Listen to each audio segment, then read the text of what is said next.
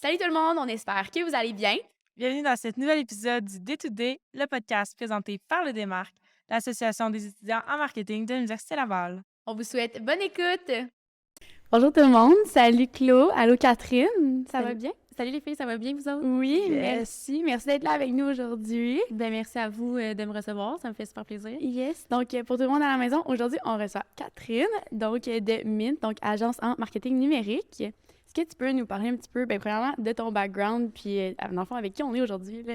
Oui, avec plaisir. Ben là, tu veux la version longue, la version courte? Tu veux Lâche-toi là!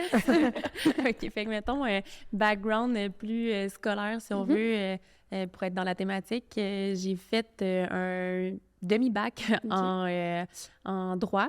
Je me suis rendu compte qu'il manquait un petit peu de touch créative là, pour moi dans ce milieu-là. Fait que je suis allée finalement faire un bac en sciences de la consommation. Pour ceux qui ne connaissent pas, c'est un peu souvent à la blague, un genre de bac en admin sans maths. Ah, Je me suis repris, par exemple, j'ai fait des maths après, je suis allée faire mon Yes. MBA en gestion de projet, Mhm. puis toujours à l'Université Laval encore.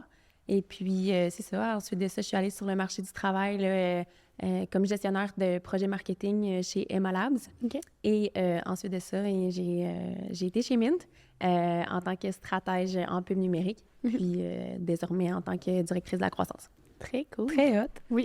Est-ce que tu veux nous parler justement de c'est quoi Mint, pour ceux qui ne connaissent pas, puis... Oui, super bonne question en fait. Donc, Mint, c'est une agence en publicité numérique. C'est une agence qui est située à Longueuil, quoique on a plusieurs team members qui sont un peu partout. On a une fille en ce moment qui est en Europe. On a une autre de mes collègues qui s'en va travailler au Brésil là, pour quelques mois. On est deux à être à Québec également. Fait que, bref, on a pas mal, on fait un petit peu de chemin. Mais les bureaux sont à Longueuil. Puis c'est ça, on est super spécialisé dans le fond, dans tout ce qui est publicité numérique. C'est vraiment là-dessus qu'on se concentre. J'adore que comme l'agence vous permet justement d'être un petit peu aux quatre coins du Québec puis du monde. Là. Je trouve ça tellement nice. Puis genre, c'est full d'actualité aussi, là, avec comme télétravail puis flexibilité. Oui, C'est 100 vraiment nice. Ben ça, c'est quelque chose qui a été super cool dès le début avec PO, là, qui est fondateur et président de Mint. Ouais. Moi, en fait, il m'a engagée en sachant très bien que j'habitais à Québec. OK. Puis toujours super ouvert qu'on soit aux quatre coins du monde, en autant que c'est sûr qu'il faut qu'on puisse être capable de se parler à des heures aussi avec nos clients, ce genre de choses-là. Donc, respecter un certain cadre là, pour être disponible.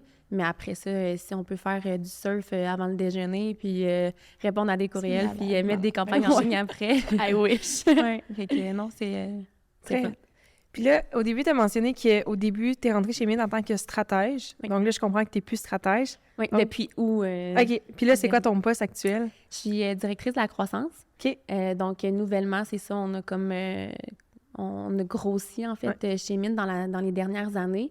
Puis, il y a eu cette ouverture-là pour créer le poste là, de directrice de croissance. Puis, ça consiste, en fait, à m'occuper tant au niveau de la croissance qui est externe que interne aussi. Fait qu'on veut grossir, mais de la bonne manière chez Mint. On veut pas grossir à tout prix. Ouais. Fait que autant d'aller chercher des nouveaux clients dans les nouvelles industries, des clients de plus grande taille, d'aller chercher également des talents, parce qu'évidemment, on veut qu'il y ait un bel équilibre entre notre portefeuille, notre portfolio, en fait, de clients, de partenaires, mais également, on veut que nos employés soient super,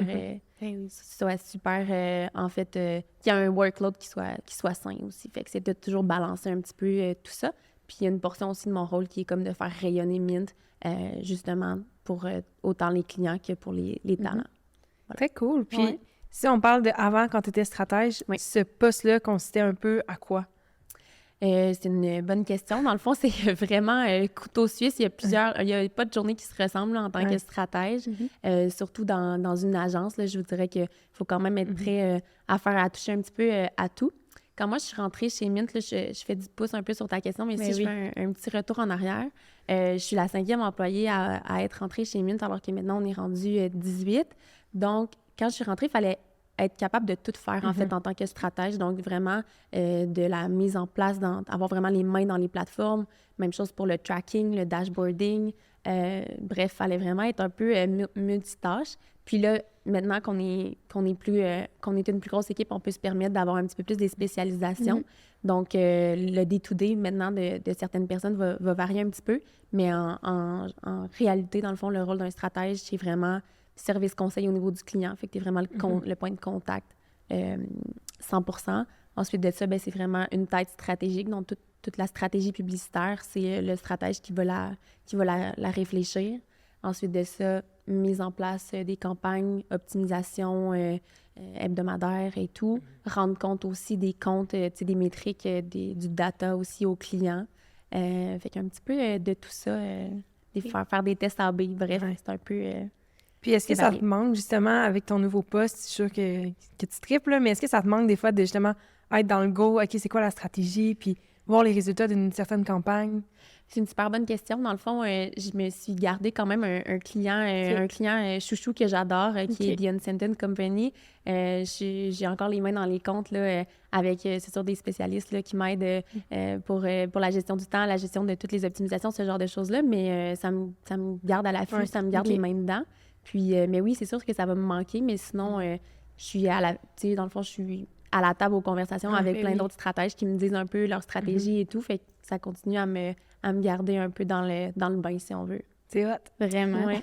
Puis justement, on le sait, là, comme les agences de marketing, on dirait qu'il y en arrive une à tous les jours. Genre. Fait qu'est-ce qui fait que Mint est différent? Puis pourquoi on irait travailler avec vous? C'est une super bonne question.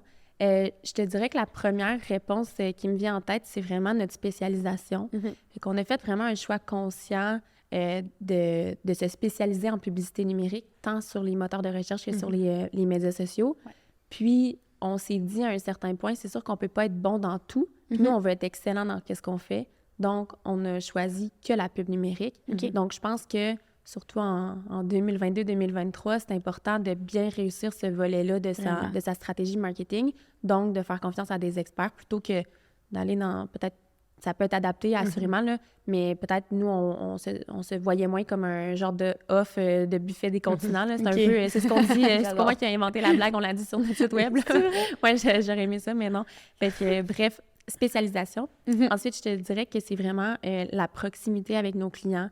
Donc, on est une agence relativement petite, peut-être, comparée à d'autres, mais je pense qu'on est vraiment...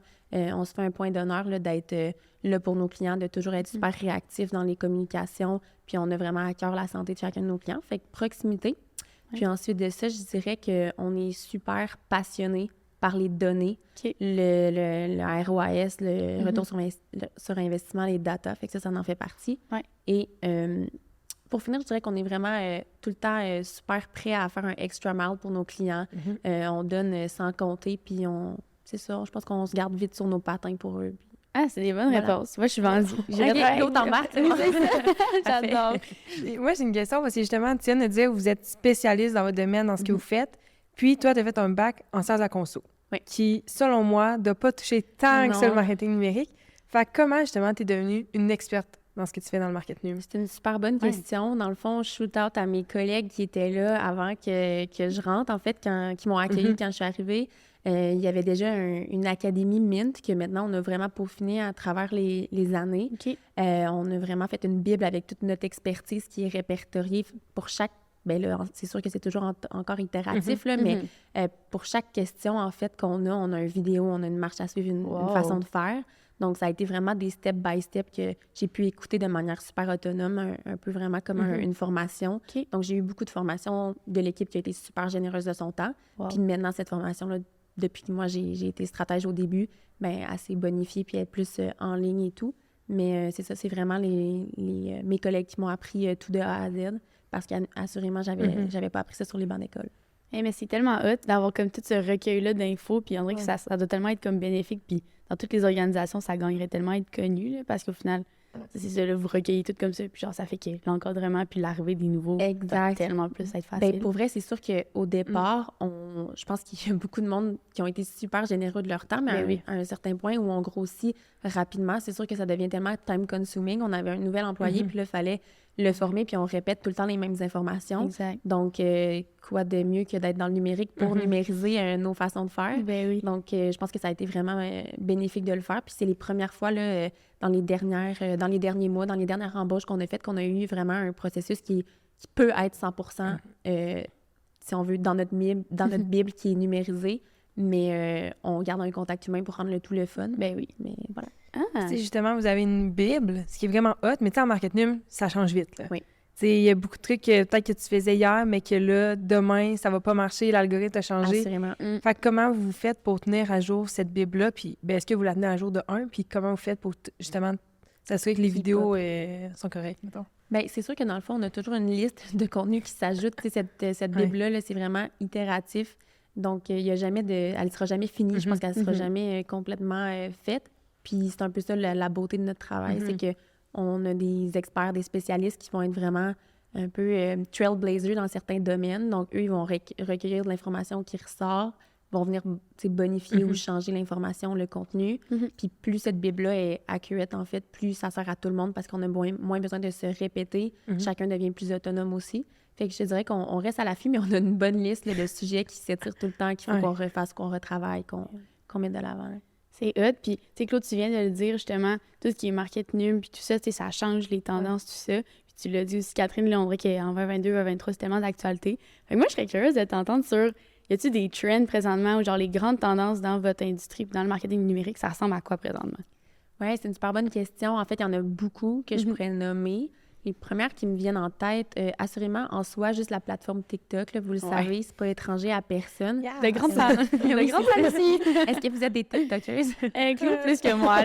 Mais t'es vraiment bonne, d'ailleurs. Non. Oui, moi, je suis une fan de Je Claude. teste la plateforme, là. Je suis pour le fun, justement. OK, cool. Ben, vous me ferez penser de demander c'est quoi ton handle. Oh non. Toi, tu fais du bon contenu, là. Moi, c'est vraiment bobo. Je sens que j'ai comme de la misère, puis je pense pas... Tu sais, je passe vraiment pas beaucoup de temps à comme gosser après. Ouais. Mais comme, en tout cas, moi, j'étais trop bonne. T'es à l'affût des trends. Ouais, vraiment. Mais on fait, les démarques, on aide la faculté. Elle fait ça avec leur compte TikTok. Ouais, très cool. Fait que je suis dans ce projet-là, puis... Ben, moi, je vois une trend, puis je vais la faire, mais comme... Ben oui. Mais c'est vraiment pour le prends fun. pas au sérieux quand t'es sur Ouais. TikTok. Ah non, c'est ça, là. Cool, Vraiment. Faut que tu sois game. TikTok, ça me rappelle genre les vidéos stars qu'on faisait au secondaire ou genre primaire, je sais pas. Je suis genre, hein, c'était vraiment le fun. Puis on dirait que, on a un peu perdu ça genre en grandissant, mais on dirait que rester sur TikTok, puis genre faire les petites danses, faire des trends ou whatever, je trouve ça tellement hot, puis dégourdissant. Ça fait genre... Depuis 2 semaines... Ben pas, il y a plein de gens, mais il y a eu au moins 5 personnes qui m'ont dit « Hey, je vois ton contenu sur TikTok. » C'est vrai? Je suis tellement malaisée. Je suis comme « OK, non, genre moi, dans ma tête, c'est toi qui le vois. » Mais oui. Du monde à Montréal, là, au Saint-Pau, il y a quelqu'un qui m'a dit « Hey, j'arrive pas de voir tes TikTok. » Oui, C'est vrai. Oh non. Ben non, mais c'est ça, hot. hein. C'est ça qui est... En fait, c'est pour ça que c'est une plateforme qui est super intéressante. Aussi au niveau publicité, c'est que, tu sais, dans le fond, chaque personne... Ben, t'as pas besoin d'être famous là, sur TikTok pour que ton contenu il soit populaire. C'est vraiment, en fait, comment ça fonctionne, c'est que ton vidéo va être présentée à un petit échantillon de personnes. Puis si les gens réagissent bien, ben ça va être après ça, TikTok va faire que ça va être propagé à beaucoup de monde puis qu'il va avoir un potentiel de viralité. Fait que n'importe qui, je dis pas que t'es no-name, j'ai pas encore vu ton compte TikTok, je vais aller espionner ça après. Mais bref, fait que TikTok pour répondre à ta question. Ouais. Ensuite de ça, il y aurait assurément du contenu plus authentique. Fait que tu sais, encore du UGC, qui est vraiment, je pense qu'il y a un retour aussi de ce type de contenu-là. Les gens trouvent ça rafraîchissant. Est-ce que tu peux dire c'est quoi UGC pour les gens qui savent? Oui, c'est du User Generated Content. Donc, c'est vraiment, en fait, exemple que tu as une compagnie cosmétique. Ouais. Puis, en fait, moi, je t'envoie des cosmétiques à la maison pour que tu les essaies. Puis là, tu fais une vidéo toi-même avec en essayant les produits, par exemple. Ouais. Bien, ça, si on réutilise ce contenu-là, qui a été créé par les users, en fait, par les clients, bien, ça fait beaucoup plus authentique qu'exemple, une vidéo super lichée qui a été faite par de manière professionnelle. Donc, il y a un peu un retour de cette envie-là de voir des gens essayer les produits de manière super authentique versus justement quelque chose qui est une campagne qui est très, très formelle. Fait que ça, c'en est un. Ensuite de ça... C'est quand même deux... Oui, deux bons trends. Oui, c'est ça.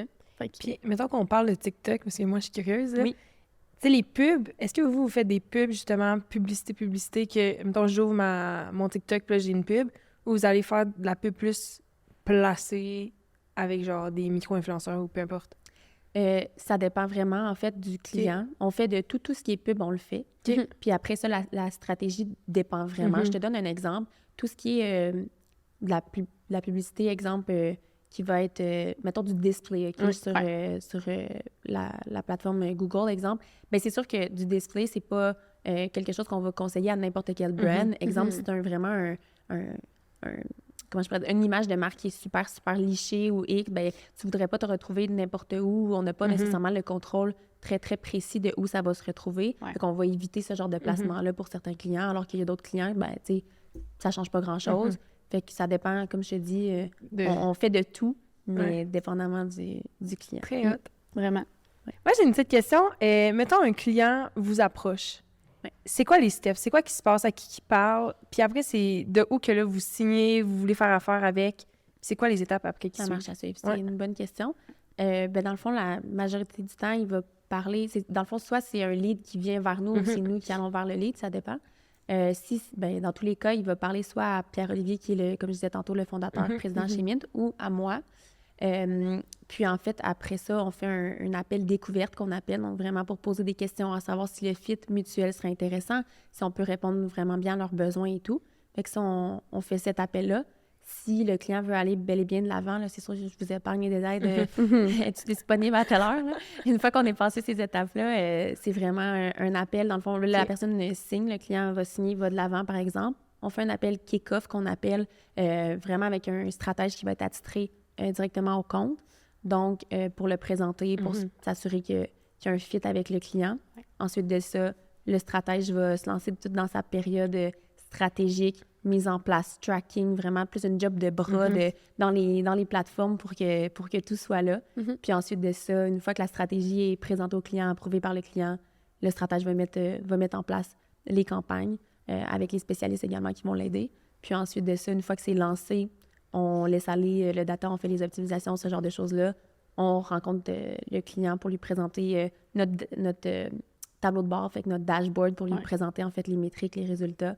Puis après ça c'est des étapes qui reviennent après à chaque mois de représenter les résultats, qu'est-ce qui les bons coups, les moins bons coups, les learnings qu'on a fait, qu'est-ce qui s'en vient aussi selon leur calendrier marketing, c'est quoi qu'ils veulent mettre de l'avant. Donc voilà. Très hot. Puis justement, est-ce que souvent ils signent pour comme 1 an, 2 ans, puis est-ce que vous avez des clients que après 6 mois, mettons, ils étaient comme « Hey, on a tellement appris avec vous que là, il y a quelqu'un qui vient d'intégrer notre équipe, je pense qu'il va être capable de s'en occuper tout seul, fait que plus besoin de vous, mettons. » C'est une super bonne question. Il y a ma réponse va se décliner en plusieurs volets. Premièrement, normalement, on signe des ententes avec des clients soit 3 mois, 6 mois ou 1 an. Normalement, la majorité, je dirais qu'il y en... dans le passé, c'était beaucoup des 3 mois. Mais nos clients, en fait, nous, c'est qu'on ne voulait pas les attacher plus longtemps que 3 mois pour rien, dans le sens que tous nos clients sont là vraiment sur free will. Puis, on se donne un 3 mois, nous, assurément, pour pas faire la mise en place, la stratégie, le ci, le ça, le tracking, puis que finalement, il n'y a rien qui se passe. Là, on a besoin d'un 3 mois pour juste pour être capable de tout mettre en place, tout ça. Donc, après ça, 6 mois et 1 an, c'est surtout des clients qui sont un petit peu plus gros, qui, eux, veulent avoir une sécurité de, écoute, on ne veut pas changer d'agence. Nous, à chaque quand on s'embarque avec un partenaire à long terme. Donc, on est habitué de travailler avec des clients, justement, qui ont une vision long terme. Par contre, pour nous, ça ne serait pas un deal breaker si un client nous dit, on veut que ça soit 3 mois, 6 mois, 1 an, ça ne change rien pour nous, parce que la majorité de nos clients, justement, avaient un contrat de 3 mois et sont là depuis le début. Il y en a beaucoup de clients qui à chaque année, tu sais, dans le fond, ils renouvellent ils sont tout le temps là. Oui, exactement. Ils sont tout le temps là. Fait que c'est même plus à coup de 3 mois, c'est quasiment après à coup de mois par mois. Mais je veux dire, on n'entend jamais parler, tu sais, pas de nouvelles, bonnes nouvelles. Donc, on a vraiment beaucoup de clients, justement, que c'est récurrent. Il y a des clients aussi que, tu sais, ça va être... Ils ont un mandat, mettons, plus saisonnier, exemple, de la tonte de pelouse. C'est sûr qu'eux, ils renouvellent à chaque année parce qu'ils reviennent cogner à la porte. Fait que ça, c'est la première chose au niveau de la longueur, si on veut, des contrats. Ensuite de ça, ton autre question, c'était... Est-ce qu'il y en a qui apprennent par eux-mêmes? Oui, c'est une super bonne question. Je te dirais que les fois où c'est arrivé, c'était pas des clients qui ont eu l'impression qu'ils avaient assez appris puis que là, ils étaient prêts à le faire à l'interne parce que ça prend vraiment une bonne force à l'interne pour être capable de le faire. Les fois où c'est arrivé, c'est vraiment des clients qui avaient tellement des gros investissements publicitaires à un certain point, qu'on a vraiment aidé à faire croître l'entreprise avec la pub numérique. Puis là, ils sont devenus multiplateformes, multimarchés. Puis là, ça devient des frais, évidemment, inimaginables, si on veut. Donc, c'est sûr que c'est préférable pour eux d'internaliser puis d'engager les gens. À ce moment-là, nous, on a été un partenaire pour faire la continuité, former un petit peu leurs employés à l'interne, leur montrer c'est quoi les learnings qu'on avait fait. Fait que ça a été comme une transition vers l'interne, mais ça a pris du temps. Ils ont été avec nous depuis le début avant que ça arrive. Sinon, les gens qui vraiment rapatrient ça après quelques mois, je ne l'ai jamais vu. C'est un bon défi. Bonne chance. Je leur souhaite bonne chance. Parce que, tu sais, assurément, chez Mint, quand il y a quelqu'un qui travaille sur un mandat, il y a une personne qui est client-facing, mais il y a beaucoup d'experts qui vont être derrière, qui vont amener du knowledge, qui vont être dans les... Ils travaillent dans l'ombre, mais leur travail est super important. Fait que de reproduire ça, c'est pas juste une personne qui peut être un couteau suisse. Puis tu l'as dit, justement, il y a souvent une personne avec qui vous êtes plus en contact, ou genre justement un stratège qui est plus de l'avant. Mais mettons, quand on a un mandat, il y a combien de personnes qui peuvent travailler là-dessus, là, sur un contrat? C'est une bonne question. Ça peut être... ça varie vraiment de la taille, en fait, du mandat, la complexité, justement, multimarché, multiplateforme, ça devient plus complexe. Assurément, il y a toujours un stratège. Ensuite de ça, il y a un spécialiste SEM si les gens sont sur Google, les plateformes de ce genre-là, les moteurs de recherche. Ensuite de ça, experte vraiment plus en tout ce qui est social. Donc, Audrey, notre social. Ensuite de ça, on a un designer. Donc, ça dépend si le client fait faire les visuels par Mint ou s'il les fait à l'interne. Donc, il peut potentiellement collaborer ou pas, Félix, le designer. Ensuite de ça, on a une experte créativité qui, elle, est sur tous les mandats. Donc, elle va vraiment faire tous les briefs visuels. Puis, si jamais, justement, les visuels sont faits à l'interne par l'entreprise, bien, on envoie ce brief visuel-là à l'entreprise. Puis, si au contraire, c'est fait chez Mint, bien, elle collabore quand même parce qu'elle va faire le brief pour le designer graphique. Fait que, tu sais, je te dirais qu'il y a pas mal tout le temps au moins 3 personnes qui travaillent sur le mandat. Puis ensuite de ça, bien, ça s'ajoute, là, tu sais, il y a d'autres experts, en fait, il y a un expert qui ne travaille pas nécessairement sur le mandat en général, mais on a un expert qui est plus données, data, performance, dashboarding. On a aussi, tu sais, un chef des opérations qui, lui, n'est pas les mains dans le mandat, mais qui va... Notre directeur des opérations va s'assurer que, tu sais, de la cohésion de tous les mandats. Fait que, bref, lui, il va être impliqué vraiment pour la satisfaction du client. Fait que, une grosse équipe. Il y a beaucoup de monde, c'est ça. Oui, c'est quand même... Quand je vous disais tantôt qu'on ne touchait jamais à la même chose en étant stratège, c'est que tu vois beaucoup de choses. Mais je pense que d'où l'importance, justement, d'avoir maintenant des employés qui sont super spécialisés dans ce qu'ils font. Vraiment. Parce que c'est le jour et la nuit versus quand, exemple, moi, j'ai commencé, il fallait que je sois capable de tout faire. Ben, tu sais, je le cachais pas à personne. C'est sûr que j'appelais toujours les mêmes personnes pour mon tracking, est-ce que c'est correct? Est-ce que, tu sais, le dashboard, les trucs plus geek, si on veut, ben j'avais besoin de renfort, tandis que là, on a vraiment des experts, fait que ça enlève un peu la complexité. Ben oui, puis tu l'as dit aussi, des fois, mettons, il y a des mandats comme plus saisonniers, par exemple, pour l'entreprise de tonte de pelouse, mais vos clients, puis justement, les gens qui viennent vers vous, ça peut ressembler à quoi? Ils viennent de quelle industrie? Est-ce full varié? Vous êtes plus comme niché un peu? Ouais, c'est une bonne question, c'est super varié. En fait, je te dirais que, tu sais, on a eu 80% de nos clients étaient beaucoup dans le e-com, puis ça c'est devenu à vraiment varier parce qu'on s'est rendu compte que notre expertise pouvait vraiment bénéficier à plus d'une industrie. Fait que autant le e-com, maintenant, on a des clients dans l'immobilier, on a des clients dans l'esthétique, on a des gens qui ont vraiment des clients qui ont des boutiques physiques, des clients également, on a des SaaS, on a Très cool. Honnêtement, là, on commence à avoir aussi des clients pas mal dans l'alimentation. Fait que, il n'y a pas vraiment de limite à ce qu'on peut faire. Il suffit que, justement, on se développe une super belle expertise. Puis là, souvent, ça prend un premier client dans l'industrie. Puis là, on voit qu'est-ce qu'on peut faire. On voit qu'est-ce qu'on peut faire. Puis normalement, c'est vraiment... il y a des histoires à succès. Puis après ça, c'est vraiment les clients que tu me demandais comment ils venaient un peu à nous. Oui, c'est ça. Souvent, c'est de bouche à oreille. Fait que souvent, dans une industrie, quand il y en a un client qui a été super satisfait des services, puis que justement, on a des bons case studies à showcase, bien là, ça fait que les clients viennent vers nous. On a été super chanceux dans les dernières années, justement, avec notre croissance. Ça s'est fait justement par le word of mouth, par le bouche à oreille positif. Fait que on est chanceux pour ça. Puis au niveau des clients, justement, tu sais, il y a une industrie, ça va super bien. Vous avez eu un premier client là-dedans, ça va bien. L'industrie, ça se fait entendre. Comment vous voyez qu'il y a des concurrents? Tu sais, est-ce que vous avez des clients qui sont concurrents? Tu sais, admettons, ton Google Search, là, ta campagne de mots-clés, comment tu vas faire pour qu'ils se placent top 1 s'ils sont tous concurrents? C'est une super bonne question. Puis c'est une question où, pour l'instant, on a été quand même chanceux dans nos clients, dans nos mandats, puis tout ce qui vient vers nous, au sens où, premièrement, on est super transparent avec tout le monde. Fait que s'il y a un conflit ou quoi que ce soit, c'est sûr que les personnes concernées seraient mises au courant, en effet. Mais sinon, pour l'instant, ça a été peut-être des clients qui étaient un peu justement dans la même industrie, mais qui n'étaient pas nécessairement des compétiteurs super directs. Puis de toute manière, tu sais, comment on le voit, c'est que pour l'instant, c'est vraiment un avantage, en fait, pour ces gens-là, dans le sens qu'on ne va pas les mettre avec les mêmes stratèges par respect, juste pour qu'il y ait une distinction, si on veut. Mais il y a un certain partage d'informations qui va pouvoir se faire, qui va être bénéfique aux deux, au sens où, au niveau des stratégies, c'est sûr que ça ne sera jamais... Tu sais, chaque brand est différent, il y a un ton, il y a un positionnement, ça ne sera jamais du copier-coller. Il y a des informations, justement, qui ne vont pas être révélées, des informations plus sensitives, du genre, c'est quoi le budget qu'ils mettent quoi, sur quel mot-clé. Tu sais, ça, on ne dévoilerait pas. Mais assurément, c'est ça. S'il y avait un très, très gros conflit d'intérêts, il faudrait revoir un peu qu'est-ce qu'on en fait, où on se positionne par rapport à ça, mais c'est jamais arrivé jusqu'à date. Ouais, fait. Quand même, Puis, excuse-moi, tu me permets de Oui, j'allais dire, pour faire un peu du push sur ce que tu viens de demander, Claude, là, on vient de parler de comment, justement, genre, vous travaillez ensemble dans des gens qui sont dans les mêmes industries, mais au contraire, comment vous faites pour, justement, avoir votre expertise puis l'adapter à différents... C'est ma question C'était aussi. fait que je sais pas si je suis claire, là. Oui, je comprends 100%. Mais dans le fond, c'est sûr que avant même de parler comme d'une industrie différente, chaque stratégie, tu sais, on fait jamais pour n'importe quel client dans une même industrie ou pas, la stratégie est jamais la même. Fait qu'il faut toujours repartir de zéro puis vraiment s'imprégner du client, s'imprégner, comme je disais tantôt, du ton, du positionnement et tout.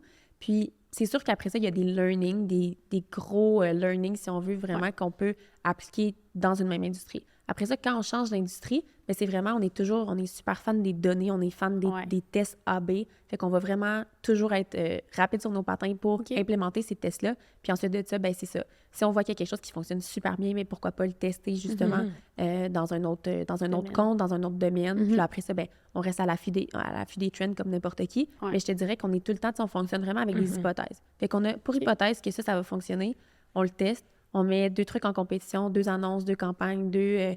peu importe. Puis ensuite de ça, ben c'est vraiment le data qui parle, puis ça nous oriente vraiment pour nos choix. Fait que ça peut être vraiment pareil pour une industrie... une même industrie, ça peut être vraiment des tests qui auraient la même conclusion, mais ça pourrait aussi vraiment être des conclusions qui sont différentes. Fait que c'est toujours des hypothèses. On part de ça.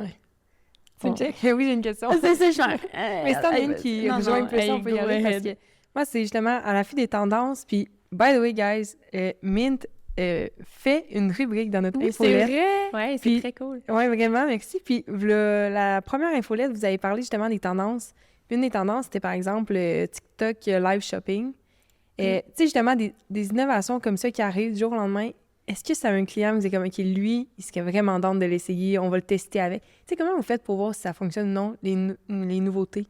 C'est une super bonne question. Ben oui, dans le fond, nous, on va toujours être... C'est sûr qu'on va pas essayer de pousser du TikTok shopping à un client pour qui c'est complètement... ça fonctionne pas vraiment avec son brand ou peu importe. On va pas le faire, mais on va toujours être à l'affût. Quand je parlais un petit peu tantôt de extra mile, c'est un peu ce que je veux dire. Fait qu'on est rapide, je pense, à l'interne pour dire « Ah, ben là, tel client, je pense que ça serait cool. On va jaser avec nos clients. Est-ce que vous pensez que vous avez justement la force en interne pour nous créer du contenu? » Puis justement, on va vous briefer, nous, à chaque 2 semaines, les trends. Fait qu'il faut vraiment que tu sois capable de nous filer des trucs. Est-ce qu'on va être capable de... Bon, fait que là, on parle de TikTok dans cet exemple-là, mais ça va vraiment être justement, on est proche de nos clients. On leur demande s'ils sont game. On leur dit pourquoi on pense que ça serait intéressant.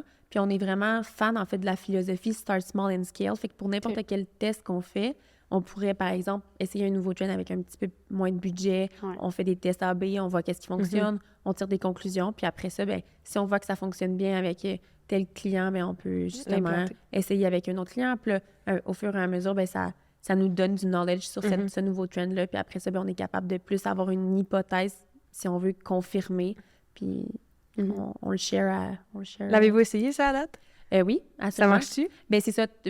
J'ai envie de dire que oui, parce qu'en fait, tu es déjà dans la plateforme. C'est super, en fait, ça pousse vraiment la conversion. Fait que oui, ça fonctionne, je te dirais, assurément. Là, c'est sûr, petit bémol, peut-être pas pour tout le monde. Là, c'est ça. Je vais pas faire un live shopping à soir, là. Ah ouais?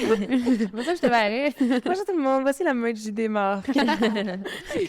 Ouais, non, j'avoue. Puis c'est fou comment, depuis tantôt, tu parles, puis ça, en tout cas, de ce que j'en comprends, c'est que le data est tellement au centre de toutes vos activités, puis en même temps, genre, c'est tellement justement d'actualité. Fait que c'est fou comment ça revient tout le temps à ça, puis genre, l'importance que ça a, c'est quand même magistral, là, vraiment. Vraiment, mais c'est pour ça qu'on se dit qu'on est une agence de pub numérique de performance. C'est que, tu sais, oui, on estime, puis on se le cachera pas, vraiment le créatif puis les visuels, c'est au cœur de la stratégie publicitaire parce qu'on est tellement submergé d'informations.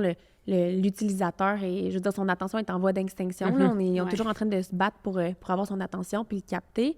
Sauf que d'un certain point, fait que c'est vraiment le visuel qui va être comme le premier contact, mais à un certain point, t'as beau avoir les plus beaux visuels, si tu fais pas parler ton data, ben tu sauras pas c'est quoi les pubs les plus performantes, puis on pourrait s'asseoir en fait sur ben on a des bons résultats, mais si on a des bons résultats, on en veut des meilleurs, meilleurs. Comment on fait toujours pour rentabiliser dans le fond l'investissement de notre client, puis qu'à chaque fois que tu mets $1 en pub, combien est-ce que ça te rapporte? Puis on veut toujours avoir plus. Fait que, un peu comme tout le monde, on se contente jamais de ce qu'on a, donc on veut plus. Fait que assurément, il faut s'appuyer sur des données. Très cool. Puis ça, je pense que c'est de quoi qu'on voit pas tant, mettons, à l'Uni. Hey, tellement pas. Il y en a beaucoup, là, on va dire, on est en marketing, c'est genre, oh my God, tout est créatif, tout, mais oui, mais il y a vraiment le côté analytique. Puis genre, moi, c'est plus ça qui est venu me rejoindre, justement, tu sais, je suis très dans la vie, genre, faut que ça fonctionne, puis tu sais, il faut que je sache pourquoi ça fonctionne, puis si ça n'a pas fonctionné, c'est quoi qui n'a pas fonctionné. Puis genre, c'est tellement un côté du market qu'on voit zéro, là, vraiment. Je trouve. T'as-tu fait le cours analytique web? Je l'ai fait la prochaine session. C'est vrai? Moi, mon dernier cours de market. Genre, j'ai fait ce cours-là, mais je pense un petit peu trop tôt dans mon parcours. Puis en tout cas, avec le démarque, on travaille justement beaucoup avec comme la faculté, puis essayer de comme faire un cheminement qui est un peu plus structuré. Puis là, c'est le fun parce que ça commence à se réaliser. Puis justement, genre, comme le département de market nous a entendu, fait que tu sais, ça va être vraiment hot parce que genre, j'ai fait le cours d'analytique web, puis genre, je l'ai fait à ma 2e ou 3e session, puis genre, selon moi, je l'ai vu bien trop tôt, là, dans le sens c'est ça, t'avais peut-être pas la maturité de justement une tête marketing pour aller vraiment en profondeur dans les concepts. Ben, c'est ça. Mais en même temps, c'est du contenu que genre, j'ai encore des PowerPoint, puis au pire, je peux m'y référer. Mais genre, c'est ça, je pense que ça va vraiment être bénéfique pour les étudiants, puis c'est ça, tu le dis, on y touche vraiment pas tant que ça. En tout cas, à Laval, je sais pas ailleurs c'est comment, mais comme je pense que ça gagne tellement à être connu, puis c'est tellement d'actualité qu'il n'y en aura pas le choix de s'adapter, là, vraiment. Ben, je suis d'accord avec toi, tu amènes un bon point pour avoir été justement dans le parcours à Laval. J'ai la même réflexion exacte que vous, puis on aimerait ça justement, Mint, participer en fait à ce changement-là dans les universités parce que on le voit sur le terrain que on parle à des preneurs de décision, puis pour backer qu'est-ce qu'on dit, il faut toujours avoir des chiffres pour être capable de le présenter. Puis on trouve ça un peu désuet en 2022, 2023, parce qu'on est à l'aube d'eux. Mais on trouve ça vraiment désuet de parler encore de juste d'impression. Je veux dire, oui, mais il y a plus. Ça, maintenant, on est capable justement d'aller dire, ben telle pub directement, voici son retour sur investissement, voici ta stratégie globale, voici tes plateformes tout confondues, combien est-ce que ça te rapporte réellement. Puis je pense que c'est ça que les preneurs de décision veulent savoir. Surtout ceux qui doutent du marketing numérique, surtout ceux qui pensent que c'est la première dépense qui est facile à couper quand ils sont plus précaires financièrement, ils sont comme, on peut couper le marketing, mais oui, mais non. Non, c'est ça. Là. Ça vient vraiment tout le temps prouver puis appuyer. Puis justement, tantôt, vous demandiez comment on fait pour justement proposer des stratégies à différents clients. Ben je pense que là, de montrer, de backer des stratégies qui ont fonctionné avec du data, puis de dire, ben regarde, qu'est-ce qu'on pourrait aller chercher? Est-ce qu'on l'essaye? Ah ben oui, tu sais, crime, ça devient tentant. OK, parfait. Puis après ça, ben on a dépassé ces résultats-là. OK, parfait. Ça valait le coup d'essayer. Ben oui.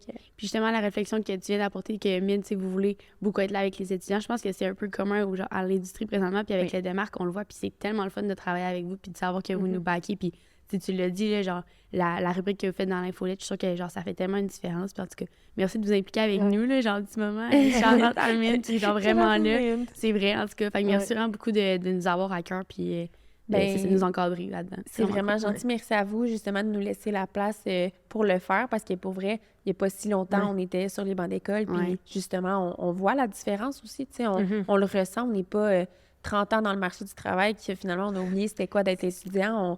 Il y a beaucoup de choses qu'on aurait aimé ça savoir, qu'on a appris un peu sur le tard. Fait que je pense que si on peut le partager puis rétrécir un peu cette fenêtre-là de in-between, ça serait vraiment cool puis profitable pour tout le monde. Puis c'est un peu ça aussi, c'est qu'il faut former la relève de demain parce que la pub numérique, ça s'apprend pas à l'école en ce moment. Mais très peu. Fait si on veut qu'on ait justement une relève et des talents qui soient sharp, ben on veut les outiller, là. C'est beau à voir. Tantôt, je parlais qu'on a une Bible puis une académie, puis c'est vraiment cool. Mais si on peut justement devancer ça, puis en plus de non seulement les former, mais avoir tu sais, vous avez full de questions, vous êtes intéressés, on voit des sparks quand les gens, tu sais, fait que je pense que c'est intéressant de l'apprendre, puis pas de l'apprendre avec des PowerPoint qui nous présentent encore juste Facebook. Puis, Oh Il my y a combien God. d'utilisateurs? Mais oui, là, genre dans le cours de médias. Ah non, je veux pas. En tout cas, je sais pas si je peux dire non, là, c'est bon. On en a Cut parlé. this out, on en parlera tantôt. Mais justement, un étudiant qui s'intéresse au marketing numérique, dans ses cours, peut-être ça lui apporte pas assez. Est-ce que tu as des conseils pour lui? Qu'est-ce qu'il peut aller voir? Quel article de blog qu'il peut checker, des sites web? Tu sais, est-ce que tu as un conseil pour lui, justement? Oui, c'est super une bonne question. Bien, premièrement, je pense qu'il y a beaucoup de plateformes qui offrent des genres de recap ou des trends. Exemple, Pinterest Predicts, il peut aller voir ça directement. Il y a comme les meilleurs trends pour 2022. Puis ça, c'est quand même intéressant. Sinon, je te dirais que le marketing numérique, tout le monde qui est bon a appris quand même sur le tas. Fait que de faire des recherches, tu peux t'abonner à des infolettes comme Marketing Brew, l'infolette de la démarque, pour voir le contenu de Mint. Oui. Non, mais honnêtement, de pas avoir peur aussi C'est de ça. cogner à des portes, puis de demander, puis de poser des questions, parce que justement, ça va tellement vite. Fait que, honnêtement, je pourrais ressortir, je sais pas si on peut mettre un lien, mais on pourrait sortir C'est sûr. des ressources où les gens peuvent s'informer, mais j'aurais de la difficulté à en nommer une seule parce que j'en consomme vraiment plein. Ça va être dans la barre d'infos, guys. Y a-t-il un truc qui apparaît? Ça serait un petit lien. Marc, ça va être à toi de faire le montage. Non, mais dans la barre d'infos, on va mettre des liens d'articles que vous pouvez aller consulter ou des infolettes, peu importe, concernant le marketing numérique. Oui, bonne idée. Oui, je reviendrai avec une petite bibliothèque. Ah, c'est fin. Ouais. Tu sais, Catherine, tantôt, on a parlé justement de comme, à quel point vous vous impliquez au sein de nous, l'Uni, par exemple. Puis, en tout cas, moi, je suis super. Je trouve ça magnifique, c'est vraiment hot.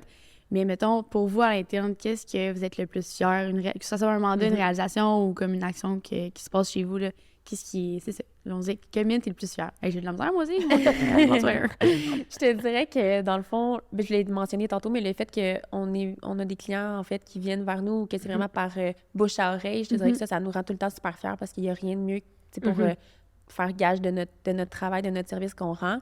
On est super excités pour les mandats qui étaient déjà avec nous, qui sont encore avec nous cette année. Ouais. Puis aussi des nouveaux mandats qui vont être vraiment excitants, qui se joignent à nous pour la nouvelle année. Fait que ça, c'est super excitant. Sinon, je te dirais qu'un travail ou quelque chose qui a été cool dans la dernière année, c'est que c'est pour la première fois qu'on a eu la structure qui nous permettait de travailler sur nous, travailler sur notre image. Fait qu'on a revu vraiment, on a fait un gros travail sur notre image de marque. On a refait le site web et tout. Puis je pense que ça permet de mieux nous présenter, de mieux nous faire rayonner. Puis c'est à notre image réellement. Fait que ça, je pense qu'on a été fiers de ça, de pouvoir mettre ça en place. Puis on a la structure qui nous permet aussi de travailler, oui, sur nos clients, comme on a fait depuis le début, puis de leur donner du extra love, mais aussi de donner du love à nos employés, puis justement à l'interne, de s'occuper de nous aussi, puis de notre rayonnement. Mais oui. Vraiment, puis tu sais, moi, je suis abonnée à vous sur les réseaux sociaux, puis tu sais, je le vois depuis comme 1 an. Toutes des fois, vous avez des déjeuners, vous êtes allés à une retraite dans un chalet récemment. Genre, vous avez vraiment l'air soudés, puis ça revient un peu tantôt quand on parlait que sur un mandat, vous allez tout un peu être impliqués d'une façon ou d'une autre. En tout cas, je trouve ça vraiment cool de Mint, là, puis tu sais, je t'avais déjà partagé que j'aimais votre vibe, mais oui. parce que je trouve ça vraiment cool. Ben, c'est gentil. Pour vrai, je pense que c'est vraiment l'effet que... Là, je vais parler pour moi, mais c'est vraiment le vibe qu'on ressent chez Mint. Ça peut avoir l'air un peu quétaine de dire ça comme ça, mais j'ai l'impression vraiment que... Ben, en fait, les employés, oui, on a des trucs qu'on organise. Notre super PPC, Party Planning Committee, pour la définition, qui s'occupe d'organiser des événements, fait que, tu sais, des déjeuners, des 5 à 7. Ça va être aussi, justement, on avait un lac à l'épaule qui était vraiment plus une réflexion stratégique, mais on a pris le temps aussi d'avoir du bon temps autour du feu, tout le monde ensemble et tout. Mais c'est ça, des soupers, ça peut être aussi des activités vraiment plus sportives ou autres, mais il y a beaucoup de choses qui viennent vraiment des employés qui est comme à l'extérieur de ce PPC-là. Les gens se voient, dans le sens, OK, est-ce qu'il y en a qui sont partants pour aller à l'escalade? Est-ce qu'ils se sont même partis un petit club de course dont j'aimerais faire partie, mais je suis à Québec. Mais non, c'est ça. Puis des fois, pendant la pandémie, on se levait, on faisait du yoga ensemble à 6 heures le matin. Fait que les gens sont pas obligés de le faire, mais ont vraiment envie de participer. Fait que ça, c'est cool. C'est vraiment hot. Puis genre, c'est le fun que justement, ça soit une de vos fiertés. Je trouve ça tellement cute que justement, tu sais, votre chimie d'équipe. Puis, on dirait, genre, je reviens sur tout votre comme branding puis votre image. Moi, je trouve ça tellement beau, là. Genre, je tripe sur comment vous avez tout fait ça. Puis genre, je serais curieuse de savoir le processus derrière, comment vous avez conçu puis étiqueté Mint, puis genre les couleurs, je trouve que c'est flyé, le site, j'adore. Fait que genre, ça vient d'où tout ça? C'est vraiment gentil. Merci pour tous les compliments. Dans le fond, ça revient assurément à Pierre-Olivier, à Laura, qui est notre experte créativité, puis à Félix, qui est notre graphic designer. Ouais. Fait que c'est vraiment eux qui ont vu, en fait, le processus que je ne pourrais pas vraiment expliquer aussi bien qu'eux. Il faudrait assurément qu'ils soient là. Ils pourraient venir. Je pense que ça serait vraiment intéressant qu'ils puissent donner un peu de leur knowledge puis de leur process à ce niveau-là. Moi aussi, je suis vraiment fan quand on a fait des t-shirts, des gilets. Puis honnêtement, je le rep très, très fièrement. Mais fait que ça. Puis aussi, il y a eu l'illustratrice, là, pour la mentionner, mais La Charbonne, qui est vraiment très, très forte. Fait que c'est sûr que ça l'a donné du piquant dans notre image de marque. Puis, je pense que je leur laisserai le mic à ce niveau-là pour être sûr de pas... Il n'y a pas de trouble. En tout cas, c'est vraiment hot. En tout cas, tout le monde vous irez voir. Genre, moi, je trouve ça vraiment... c'est funky, ça sort vraiment... le vibe, là. Vraiment, totalement. Puis je trouve que ça avait beaucoup nous rejoindre. En tout cas, tu sais, je vais parler pour nous qui est un petit peu plus, genre, les étudiants à la génération, genre, un peu plus jeune, I guess. Tu sais, c'est moins corporate, si je peux me permettre. C'est vraiment plus accessible, j'ai l'impression. Fait que, oui, assurément. Ben, tant mieux si ça vous parle. Puis dans le fond, ça, je peux répondre, mais le positionnement, puis un peu ce qu'on veut chez Mint, c'est premièrement, tu sais, c'est quoi le ton de Mint? C'est en fait, on donne de l'information qui est quand même pointue. Tu sais, on est des experts dans un domaine qui est assez, justement, qui est assez pointu. Donc, on veut le faire, mais on veut pas que ça soit trop bas-brun pour pas que ça soit plate et qu'on perde l'interlocuteur. D'un autre côté, on veut quand même s'adresser à un vaste range de clients dans diverses industries puis de tailles très différentes également. Fait qu'on veut quand même que les gros joueurs se sentent concernés, mais que peu importe des startups sachent aussi qu'on est là s'ils ont besoin de nous pour leur croissance. Fait que ça, c'est premièrement un défi qu'il faut quand même garder en tête là, pour s'adresser un peu à tout le monde. Mais sinon, c'est ça, je pense qu'on veut pas faire trop bas-brun. Mais c'est ça, on est un peu funky à l'interne, on est rapide sur nos patins, on est jeune, c'est ça qu'on veut montrer. Par contre, on est tout autant, je pense, professionnel, puis on est expert dans notre domaine, puis ça aussi, on veut le communiquer, on veut pas non plus être juste les kids qui, tu sais, tu comprends, c'est pas ça non plus, parce que justement, il y a des réels experts. Fait que de bien balancer tout ça, fait qu'on est content que ça sorte bien, puis que ça soit coloré, tant mieux si ça vous attire l'œil. On serait un peu coordonné, mal chaussé si on n'était pas capable d'attirer l'attention au niveau de nos visuels et tout. C'est, en tout cas, mission accomplie, je pense. C'est vraiment, je trouve, que vous avez trouvé le parfait entre deux. Fait que, c'est gentil, je vais ramener les compliments pour pas le team. Avec grand plaisir. Ouais, j'ai peut-être une question, puis là, je ressaute un peu plus tantôt, mais, tu sais, puis là, on parle de bas brun, tu sais, vous essayez d'avoir des clients de plus grande taille. Moi, je sais que quand je parle de marketing à ma famille, ou peu importe, ils sont tout le temps genre, ouais, mais les données, c'est illégal, tu peux pas faire ça. Puis même en pitch, des fois, au jeu du commerce, on le fait, puis il y a des juges qui nous challenge là-dessus. Comment que vous voyez ça, toutes les lois par rapport aux données qu'on récolte, au recyclage que vous faites par la suite? Comment vous voyez ça, vous? Oui, bien là, c'est ça, tu dois parler comme la loi 25. Là, il y a eu la fin des cookies. Oui, exact. iOS 14.5 également, le update. C'est sûr que ça l'a changé, notre façon de faire, au sens où toute l'industrie a été et sera encore chamboulée. Par contre, je pense pas que c'est voué à disparaître. Je pense que ça va juste être fait d'une manière plus éthique, de la manière dont c'est fait. Assurément, là, ben dans le fond, je sais pas si tu voulais que j'explique comment on l'explique ou comment nous, on compose avec ça. Tu sais, en fait, on est vraiment...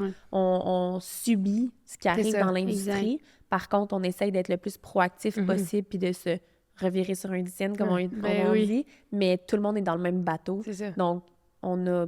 Ça fait pas peur. Non, tu sais, ça l'a affecté, c'est sûr, les résultats, mais toute industrie confondue, tout client confondu. Donc, si tu étais à... Tu sais, avant, on avait comme des résultats. N'importe qui pouvait avoir un résultat de, je sais pas moi, un return on ad spend de genre 50. On n'en voit plus de ce genre de choses-là à cause, justement, des changements. Les gens qui opt-out du tracking, ces trucs-là. Mais je pense que c'est vraiment un défi au niveau de la mesure. Puis nous, ça fait partie de notre core.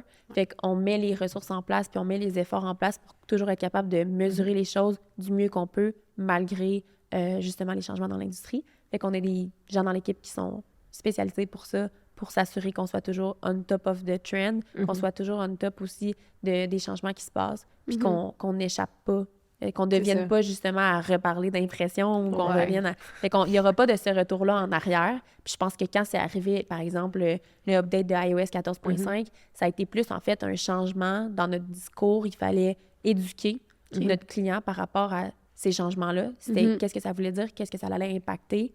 Puis ensuite de ça, tu as un peu changé la lunette avec laquelle on interprétait les résultats. Ouais. Parce qu'en fait, on perd le tracking de certains utilisateurs, mais ça ne veut pas dire qu'ils n'ont pas été justement exposés à la publicité. Ça ne veut pas dire qu'ils ont quand même converti. Fait que je pense que c'est de prendre le même ROAS qu'on parlait, le Return on Ad Spend, puis de justement changer notre lunette. Donc, nous, on s'est adapté, on a changé les vues, on a différentes vues, en fait, pour différentes métriques. Là, on pourrait parler de ça peut-être dans un autre podcast. Là. Mais bref, c'est ça, on a différentes données qui nous permettent de venir supporter ce ROAS-là pour essayer de l'interpréter avec les nouveaux changements dans l'industrie. Mais bref, je pense qu'on est tous pour que ce soit plus éthique, fait d'une meilleure façon. C'est un beau défi, sérieux, c'est vraiment hot. Fait que chapeau, de le voir comme ça aussi. En même temps, c'est pour le mieux un petit peu aussi. Fait que c'est vraiment cool que vous soyez ouverts puis réceptifs à tout ça. Oui, exact. Bien, premièrement, on n'a pas le choix parce que dans l'industrie, Google, Apple, peu importe, ils vont nous dire qu'est-ce qu'il faut qu'on... on subit, assurément, mais on est 100% d'accord qu'il fallait que ça change puis que ça doit continuer à changer. On le sait. Puis nous, ben comme je vous dis, on est habitués d'être rapides sur nos patins puis de composer avec... fait que, tu sais, un challenge de plus, un challenge de moins. Let's go. On est correct. C'est nice. Cool. Moi, j'aurais peut-être 2 dernières questions avant de terminer. La première est la question du podcast. Donc, toi, Kat, c'est quoi ton day-to-day? Est-ce que tu veux mon day-to-day maintenant, parce que c'est peut-être un peu moins sexy que quelqu'un qui est stratège, ou tu veux vraiment ton day-to-day? Genre là, demain matin, qu'est-ce que tu fais?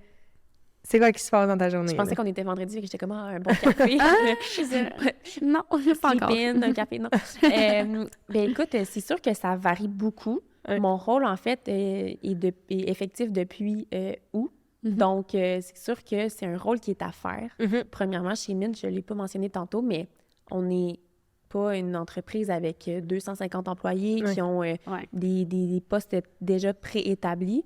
Chacun est un peu maître de sa destinée chez Mint. Fait que si tu veux un poste, puis tu veux le créer, puis tu te développes une expertise dans quelque chose, ben c'est là, tu peux le faire. Donc, comme je disais, le rôle, il n'y a personne qui a eu ce rôle-là avant. Fait que c'est sûr que tout est à bâtir. Donc, en ce moment, ça ressemble beaucoup à de la planification. Fait que c'est sûr que là, je parlais tantôt que je suis en charge de la croissance qui est externe. Fait que vraiment, tu sais, de bâtir un peu un CRM pour être sûr qu'on soit capable de bien tracker nos clients, chose qu'avant, on avait, mais qui était peut-être un peu moins, si on veut, sur la coche. Fait que ça, ensuite de ça, c'est sûr, tout ce qui est même chose pour notre présence, fait que notre rayonnement, revoir un peu, on travaillait beaucoup sur nos clients, on mettait un peu moins d'amour sur nos médias sociaux, nos trucs, fait que ça, on veut le voir, on veut le revoir. Ensuite de ça, même chose pour les présences universitaires, les présences dans des conférences, dans le PR, dans d'autres médias. Ensuite de ça, j'ai encore mon mandat aussi avec TUC, là, The Incented.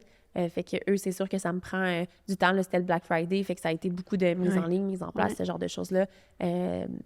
Sinon, ensuite de ça, beaucoup de courriels, là, comme tout le monde répond à des courriels. Ensuite de ça, ça va être beaucoup des meetings, je te dirais, stratégiques. Fait qu'on fait nos OKR. Fait que ça, c'est quand je parlais tantôt du lac à l'épaule, qu'on avait un meeting d'équipe dans un chalet, ben c'était vraiment pour voir qu'est-ce qui s'en venait pour l'année 2023. Fait qu'on a vraiment recensé, tu sais, 2022, c'est quoi nos objectifs, où on stand par rapport à ça, puis what's next, qu'est-ce qui s'en vient. Donc là, on a bel et bien implémenté, justement, mis sur papier des objectifs, des OKRs. Fait que là, c'est vraiment, bon, ben moi, j'ai en charge certains OKRs, fait que comment on fait pour arriver là. Fait qu'en ce moment, c'est vraiment de la planif stratégique, puis à voir comment ça va... découler dans le temps, mais pour l'instant, beaucoup de planif pour le début d'année, puis avec ce nouveau rôle-là qui arrive en même temps. Très hot! Merci. Puis, si tu me permets, je sais pas si on a la même question. Ouais, c'est ça qui est... mais dans le fond, je conclurais en demandant qu'est-ce qu'on peut s'attendre de Mint là, dans les prochains temps. Okay, fait que... Non, c'est pas ça? Non, mais c'est parfait. Ah, OK. Je pensais que tu disais non, mauvaise question. Moi, ça fait tellement, mais bro. Non, on n'a pas la même. OK, mais ça, moi, ma question, c'est plus qu'est-ce qu'on peut s'attendre justement de Mint, là, que ça soit dans les prochains mois, les prochaines années, là, c'est quoi qui s'en vient pour vous? Ben en fait, pas mal. Ben, j'ai envie de dire que je pense que notre croissance, on connaît une belle croissance. Je pense que ça va se poursuivre. Par contre, comme je disais tout à l'heure, je sais pas si je vous le disais dans le podcast ou en dehors du podcast, mais pour nous, c'est important de bien croître. Fait qu'on veut vraiment, travailler sur nos piliers, sur nos assises en ce moment. Fait qu'on veut que notre monde continue à être sharp, continue à être up-to-date. On veut également s'assurer justement de toujours... que nos clients soient toujours satisfaits. Fait que ça, c'est vraiment important. Fait que satisfaction client et employé. Ensuite de ça, pour le reste, un petit peu plus long terme, bien, c'est sûr que nous, on a comme vision de devenir la référence en pub numérique au Québec en premier, puis ensuite de ça, sky is the limit. Fait que Canada, puis après ça, ben, on s'en rejase, là. Mais c'est vraiment ce qu'on pense qui est vraiment... ce qui s'en vient. Ouais, on pense que ça s'en vient. Puis, c'est le fun, mais c'est des belles aspirations, je vous le souhaite. Ben, merci, c'est gentil. Vas-y, non. Ma dernière question. Vas-y. Je sais qu'on le disait dans nos pensées. Non, mais je vais te dire la question, puis tu vas faire... OK, vas-y. C'était présentement le démarque, OK? Oui. On est en train de faire un podcast, on fait plusieurs, on a le CUTing qui arrive en janvier, fait que là, on commence, nous aussi, à implanter de la pub num. Fait que plusieurs placements, peu importe, que ce soit sur TikTok, même sur la suite Meta. Est-ce que tu as des conseils pour nous? Qu'est-ce qu'on devrait faire? Ouais, ben t'es bien plugué avec une agence. Non, mais ouais, dans le fond, ben premièrement, bravo, c'est vraiment cool tout ce que vous mettez en place, là. Je pense que ça fait vraiment plus 2.0, puis il était temps que ça arrive, fait que c'est rafraîchissant de voir ça. Good job. Merci. Sinon, pour les conseils, écoute, je vous dirais, ben tantôt, je vous disais philosophie start small and scale, fait que de pas être trop agressif, surtout si c'est la première fois que vous faites de la pub, ce genre de trucs-là. De pas trop vous éparpiller non plus, fait que de pas, tu sais, c'est vraiment facile de vouloir être partout, mais d'être nulle part finalement, surtout si j'ai aucune idée de votre budget ou quoi que ce soit, mais d'être un peu smart à ce niveau-là, puis de dire, OK, ben on est mieux de vraiment bien faire le contenu sur une plateforme, puis ensuite de ça, ben écoute, d'aller sur une autre plateforme si les résultats nous conviennent, fait que de toujours être, d'y aller justement plus petit, puis après ça, d'y aller graduellement. Ensuite de ça... Mettons, là, nous, on fait un podcast d'environ 1 heure, puis on le découle après en petites vidéos. Ouais. As-tu des statistiques de, mettons, les vidéos de 7 secondes pognent plus que 30 secondes? Tu sais, en combien de secondes on devrait le découler? Assurément, mais ça, je pourrais c'est drôle, j'ai lu un article. Ben en fait, c'est-tu dans la prochaine infolette des marques? Oui, ça va être un contenu par rapport aux vidéos. Fait que je vais pouvoir te donner les stats, là. Je ne vais pas dire n'importe quoi, mais oui, assurément, c'est sûr que pour avoir une vidéo qui est écoutée, normalement, tu veux qu'il soit écouté comme au complet, là, un through play. Fait que je vais te donner la longueur, la stat, ça va me faire plaisir. Puis aussi, je te dirais, ça, j'ai lu ça vraiment dernièrement, on le savait, on avait cette hypothèse-là, puis ça fonctionnait beaucoup plus dans nos pubs, mais ça a été écrit noir sur blanc. La source m'échappe, mais les gens ont vraiment plus tendance à écouter une vidéo qui a les sous-titres. Et les gens écoutent tout leur téléphone sans up. Oui, exact. Fait que je pense que ça, si vous voulez, dans votre podcast, au moins highlight les mots importants ou les keywords que vous dites. Là, fait que de highlight ça, je pense que ça serait vraiment intéressant parce que c'est vraiment un des trends. Pertinent. Merci. Yes. Ça me fait plaisir. Puis écoute, si vous avez besoin de conseils, ça va nous faire plaisir. Vous êtes... ça va t'écrire. oui, n'importe quoi. On se fera un petit brainstorm, ça va me faire plaisir. Puis il y a pas mal de monde dans l'équipe qui pourront aussi contribuer selon la plateforme, selon vos questions. Ça va nous faire plaisir de vous donner un petit coup de main. Gentil. Crime. Est-ce que tu avais d'autres questions? Non, ça fait le tour, je pense. Ben merci beaucoup, Catherine, d'avoir été avec nous. Ben, un gros merci à vous, les filles. Ça a été vraiment un plaisir. Yes, puis c'est où qu'on peut retrouver Mint? Sur les réseaux. Gens cherchent. Ouais. Super bonne question. Fait que sur notre site web, mintnumérique.com. Ensuite de ça, on est sur Instagram, donc Mint Numérique. Et sur LinkedIn également. Super. On a un Facebook, mais c'est comme un choix stratégique. Là, on va commencer à le délaisser un petit peu. Fait que je vous dirais plus LinkedIn, LinkedIn, Instagram et site web. Très cool. Super. Puis, dans le fond, pour nous, Claude, veux-tu aller là où on retrouve la démarque? Oui, vous pouvez nous retrouver sur Facebook, Instagram, TikTok, YouTube pour le podcast. Puis, sur Instagram, on est présent. Il y a tout dans notre barre d'infos si jamais vous voulez vous abonner à notre infolette également pour voir la rubrique de Mint. Exact. Bon, ben merci à tous d'avoir été là. Merci à Catherine encore une fois. Puis, merci à vous à la maison. Bye. Merci. C'est ce qui conclut cet épisode du Day to Day. N'oubliez surtout pas de vous abonner aux réseaux sociaux du Démarque pour être à l'affût de tout ce qui s'en vient. On se dit à la prochaine! Bye!